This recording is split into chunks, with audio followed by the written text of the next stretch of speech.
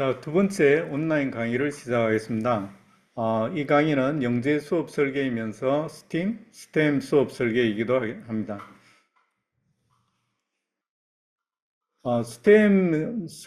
수업이라고 이야기를 하는데 공학적 설계가 더 정확한 용어일 것 같습니다. 그래서 공학적 설계 모델, 그러니까 공학에서 어떤 식으로 이제 산출물을 만들어내느냐라고 했을 때 보통 이런 단계들이 이제 제한이 되었습니다.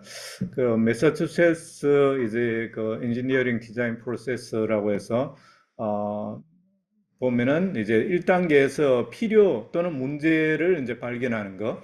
그래서 공학이라는 것은 문제가 뭐냐라는 걸 먼저 찾아내는 거죠. 또는 이제 필요가 뭐냐, 어떤 필요에 의해서 시작이 되느냐. 그래서 그 필요성을 찾고 또는 문제를 찾고 여기서부터 시작을 하고 그다음 필요한 문제와 관련된 여러 선행 연구들, 관련 연구들을 이제 좀 찾아보고 공부를 하고 또는 이제 자료를 모으고 뭐 등등을 할 수가 있겠죠. 그렇게 해서 해결책을 개발을 하는 거죠. 그래서 이게 이제 자료를 개발하고 자료 조사하고 이런 단계를 거치는 거고요. 그 다음에 이제 최선의 해결책을 이제 만들어내야 되겠어. 그래서 처음에는 해결책이고 그 다음에는 그 중에서 최선의 해결책은 뭐냐. 그렇게 해서 다섯 번째는 그 해결책을 가지고 이제 프로토타입을 이제 설계를 하는 거죠. 프로토타입을 이제 구성을 하고 그걸 가지고 이제 뭐 기계 설비를 할 수도 있고 뭐 로봇을 만들 수도 있고 뭐 이렇게 해가지고 그 해결책을 이제 검증을 해보는 겁니다. 테스트를 해보는 거죠. 그다음에 그 평가를 해보고 그렇게 해서 이제 그 가운데 이제 해결책과 관련한 그런 여러 가지 의사소통 서로 이제 공유를 하고 의견을 나누고 어떤 문제점을 발견하고 그 다음에 이제 이 해결책에 문제가 있으니까 이렇게 리디자인, 새롭게 이제 디자인하고 이렇게 하는 이 단계를 이제 거쳐가는 겁니다. 그렇게 해서 이제 또 새로운 이제 문제를 이제 발견을 하고 이런 식으로 이제 진행되는 이게 공학적 설계죠. 그래서 공학적 설계 또는 스템 설계라는 것은 어떤 필요 또는 문제를 발견하고 그걸 해결해 가고 그 최선의 안을 만들어내는 것이 공학 설계 방법이라고 할 수가 있겠습니다. 그런데 이제 그 이것에 대해서 이것이 어떤 뭐 딱 정해진 절차가 있는 것이 아니고 사실은 이 절차는 언제든지 바뀔 수 있다라는 제안을 그 NCTE가 제시를 합니다. 그래서 NCETE의 그 공학 설계 모델은 이와 같이 1단계에서 3단계로 갈 수도 있고 3단계에서 1단계로 갈 수도 있고요. 또는 이제 프로토타입을 만들었다가 이제 가능한 해결책을 다시 제안할 수도 있고 새로운 설계를 할 때 프로토타입을 이제 새로 만들어낼 수도 있고요. 그 다음에 이제 그 검증하고 그 다음 평가하는 중에서 이제 여러 가지 자료를 다시 이제 조사를 할 수도 있고요. 그 다음에 이제 의사소통을 하면서 최선의 안을 이제 또 만들어낼 수도 있고 이와 같이 단계가 딱 정해진 것이 아니고 계속 이제 어느 단계든 이렇게 옮겨가서 그 단계에서 또 시작하고 뭐 이렇게 할 수 있다라고 이제 제안한 모델이 되겠습니다. 어떻게 보면 이게 더 실제 상황에서는 더 있을 법한 일이죠. 그렇게 해서 마지막 파이널 디자인이 이제 만들어진다라고 이렇게 보는 이런 설계 모델이 있고요. 그 다음에 여기 이제 이것은 보면은 디자인하고 사이언스하고 이 두 축이 있고 두 축이 이제 연결이 되면서 어떤 해결 과정이 나온다 이렇게 보는 이런 것들이 있습니다. 그래서 여기에 보면은 이제 뭐 이유를 생성하고 그 이유에 대해서 아이디어를 테스트를 해보고 그 다음에 결과를 분석하고 그 다음에 결과를 일반화하고 그래서 아이디어를 만들고 결과를 분석하고 결과를 일반화하고 이런 것들은 과학 영역이죠. 사이언스 영역. 그 다음에 이제 빅 아이디어와 연결을 하고 그리고 나서 이제 디자인을 만들어내고 디자인을 만들어낸 다음에 그 산출물을 이제 평가를 하고 그 다음에 이제 그 이 과정은 디자인 영역, 공학적인 영역이죠. 그래서 과학과 디자인은 어떻게 공학에 더 가까운 거죠. 그래서 이게 두 개의 축이 이제 만나면서 이루어지는 이런 설계 모델이 있다라고 이제 보는 이런 것이 있고요. 그 다음에 이제 이 박현주 교수 외의 사람들이 이제 창의적 설계 모델로 제품을 만드는 그런 공학적 설계가 있고 작품을 만드는 거, 지식을 생성하는 거, 뭐 이런 것들이 이제 있을 수가 있다라고 해서 몇 가지 공학적 설계 모델을 이제 제시를 하고 있습니다. 그 남윤경 교수 같은 경우에는 이제 그 공학적 그 설계 모델을 이제 조금 더 여러 가지 연구에 기반을 해서 좀 구체화를 시키고 있는데요. 그래서 이제 처음에는 문제를 정의를 하고 어떤 제한 조건이 있느냐, 제한 조건이 뭐냐 이런 걸 이제 찾아내는 이 문제 정의하는 단계, 제한 조건 뭐 이런 것들을 파악하는 단계. 그래서 문제 인식하고 문제를 정의하고 평가 기준은 뭐고 제한 조건은 뭐냐 이거 파악하는 단계가 1단계고 그 다음에 이걸 문제를 정의한 다음에 관련 정보를 이제 찾는 단계. 여기에는 어떤 개념이 필요하냐, 과학 개념 또는 수학 개념이 어떤 게 필요하냐. 그래서 지식을 이제 공부를 하는 거죠. 그 다음에 선행 연구도 공부를 하고 여러 가지 인터넷 자료도 수집을 하고 그렇게 해서 이제 그 다음에 이제 해결책을 이제 설계를 하는 거죠. 그리고 나서 가장 최선의 결과물을 만들어내는 거. 그래서 이제 남윤경 교수 같은 경우는 이 정보 수집 단계, 재료 탐색 단계를 이제 추가를 한 이런 모델이 또 있습니다. 학생들이 생각하는 스팀 수업을 한번 생각을 해보면 일반 수업은 교사가 강의를 하면 그냥 교사가 지시한 대로 따라서 하는 거죠. 교과서하고 교사에 의해서.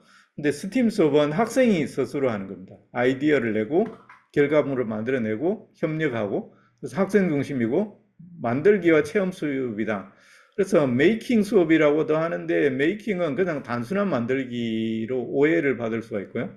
그다음에 체험을 하는 거죠. 그다음에 애들이 하니까 즐거울 거고, 그다음에 스스로 배우게 되니까 학습에 진짜 도움이 될 수도 있는 그런 것이 이제 스팀 수업이다라고 이야기를 합니다.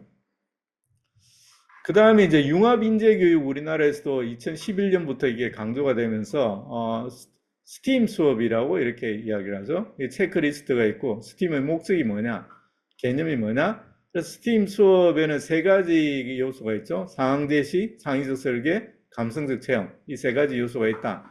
그다음에 스팀을 어떻게 평가할 거냐, 뭐 이렇게 했을 때, 그래서 이제 목적은 인재 양성의 목적이 그 융합형 인재, 스템 인재를 이제 만들어낼 수가 있느냐.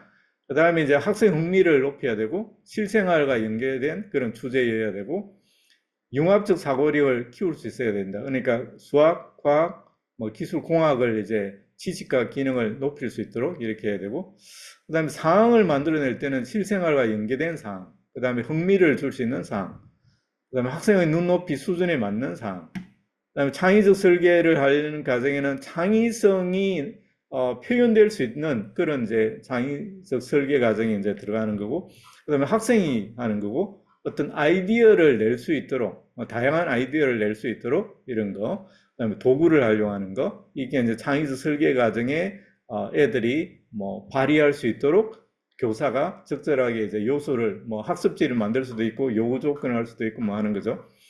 그 다음에 이제 문제 해결을 하고 협력을 하고 어떤 도전감을 가지고 이런 걸 이제 경험할 수가 있겠죠.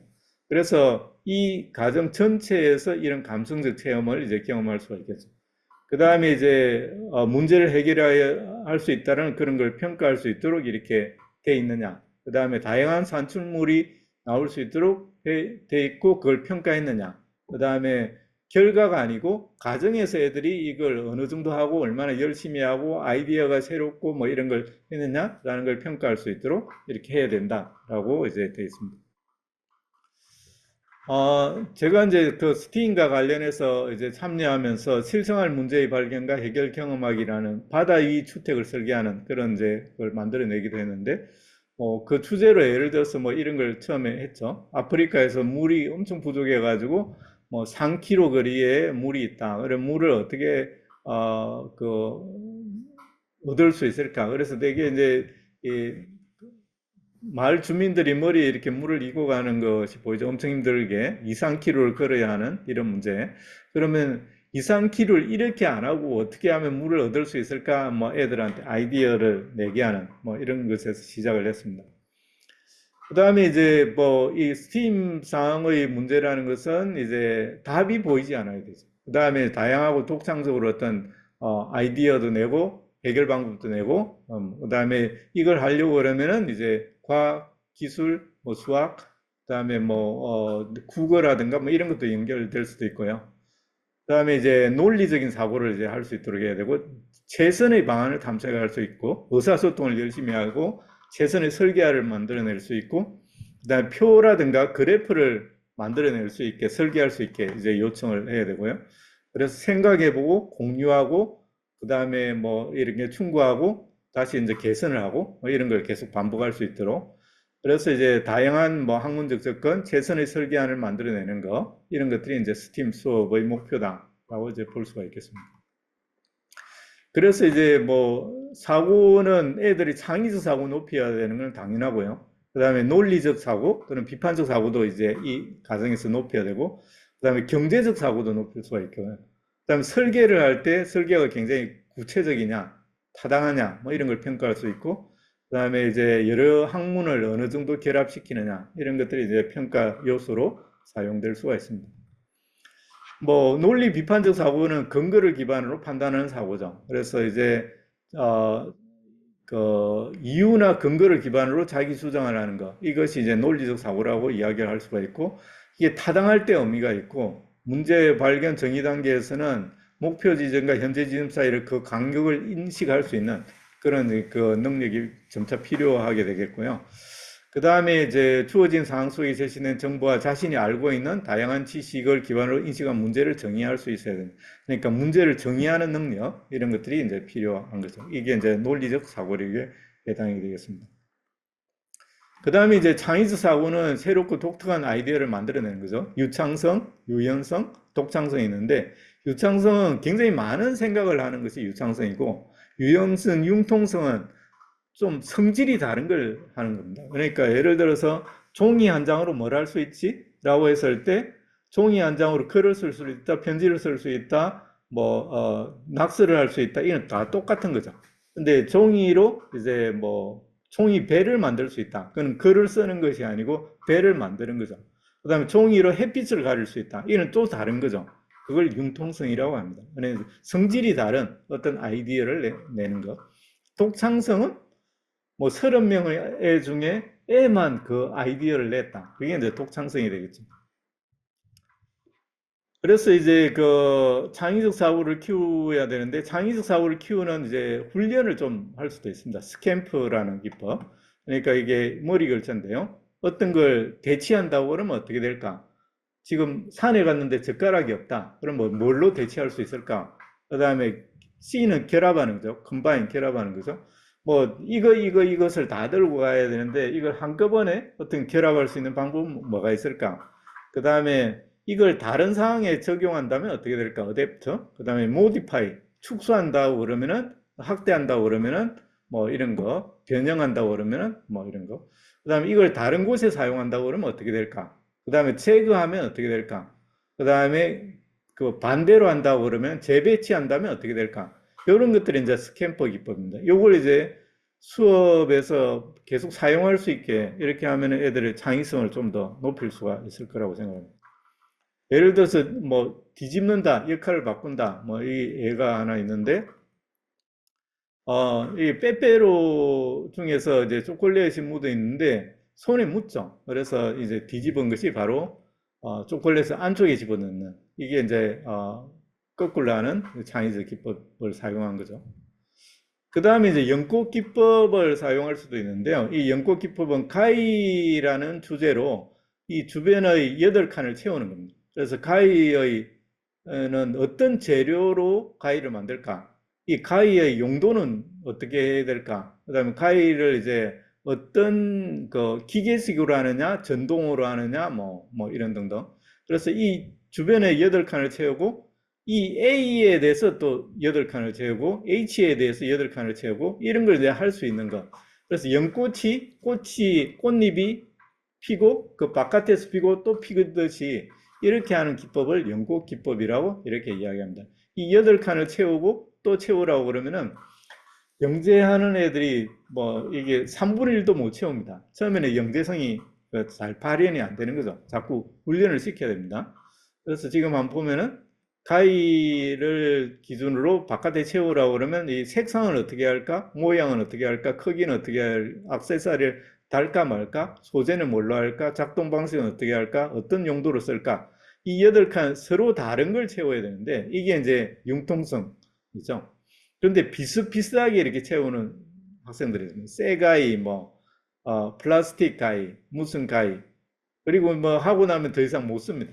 그래서 뭐 다 똑같은 거죠. 쇠 가위나 플라스틱 가위나 뭐 이게 뭐 비슷비슷하게 그냥 하는 거죠. 그 다음에 이와 같이 이제 색상을 통해서 이제 8칸을 채울 수 있고, 모양을 통해서 이제 8칸, 뭐 이렇게 다 채울 수 있느냐. 이걸 계속 이제 훈련을 하면은, 굉장히 가위를 통해서 뭐 다양한 가위가 이제 개발될 수 있는 뭐 이런 걸 할 수가 있겠죠. 그 다음에 트리즈 기법이라고 해서 러시아의 겐니 알츠슈일러가 이제 개발한 이제 창의적 기법도 있는데요. 그래서 이 사람은 이제 전 세계 200만 건 이상의 특허를 이제 분석을 했습니다. 그래서 거기서 이제 공통점을 추출해서 40가지 발명 원리와 76가지의 표준 해결책을 이제 만들어냈어요. 그래서 이거 찾아보시면은 내용을 알 수가 있겠습니다. 설명하기에는 좀 긴 부분이 있어서 제가 설명은 여기서는 생략하도록 하겠습니다. 그 다음에 육색 사고 모자 기법도 있는데, 청색, 흰색, 뭐, 이렇게 6가지 모자를 이제 쓰면서 너는 이제 이 역할을 해, 이 역할을 해서 아이디어를 내는 방법도 있습니다. 그래서 백색모는 이제 뭐, 흰색, 어떤 비판도 해석도 덧붙이지 않는 사실에 초점을 맞춰서 사고하는 그런 중립적이고 객관적인 사고. 백색모 쓴 사람은 중립적이고 객관적인 사고만 해야 돼. 그 다음에 적색모는 이제 감정, 느낌으로 그냥 바로 이야기하는 거고, 흑색모는 이제 비판을 하거나 문제점을 찾아내는 그런 역할. 황색모는 좋은 점, 긍정적인 점, 밝은 면만 찾아내는 사람. 녹색모는 새로운 아이디어를 내는 사람. 청색모는 조절, 통제하는 역할을 하는 사람. 이렇게 해서 그 모자를 쓴 사람은 이걸 하게 하고 뭐 바꾸고 쓸 수도 있겠죠. 그렇게 해서 새로운 아이디어를 내거나 해결 방법을 찾아내는 방법도 있습니다. 그래서 이제 그 창의적 기법에는 뭐 이런 걸 사용할 수가 있으니까 한번 사용해 보시고요.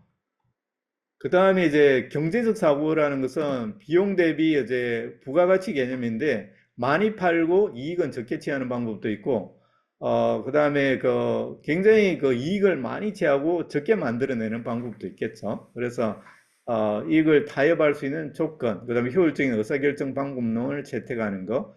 그래서 비용의 투입과 산출과 같은 경제적인 그런 사고를 아이디어를 만들어낼 때 할 수 있느냐, 뭐 이런 것들이 이제 경제적 사고 영역이 되겠습니다. 그 다음에 여러 가지 학문의 지식과 기능을 이제 결합할 수 있는 이런 능력들. 그 다음에 설계를 이제 굉장히 구체적으로 하느냐, 타당하게 하느냐, 뭐 이런 것들을 이제 평가를 할 수가 있습니다. 자, 그래서 이제 문제사항을 파악을 하고, 이제 문제의 제한점, 고려사항을 창의적으로 파악한 다음에 문제를 해결하기 위한 다양한 방안을 이제 논리적으로 융합적으로 모색을 하는 거죠. 그 다음에 최선의 해결 방안을 한 다음에 최선의 방안을 설계하고 이제 수행하는 거, 이런 단계로 이제 진행할 수가 있습니다.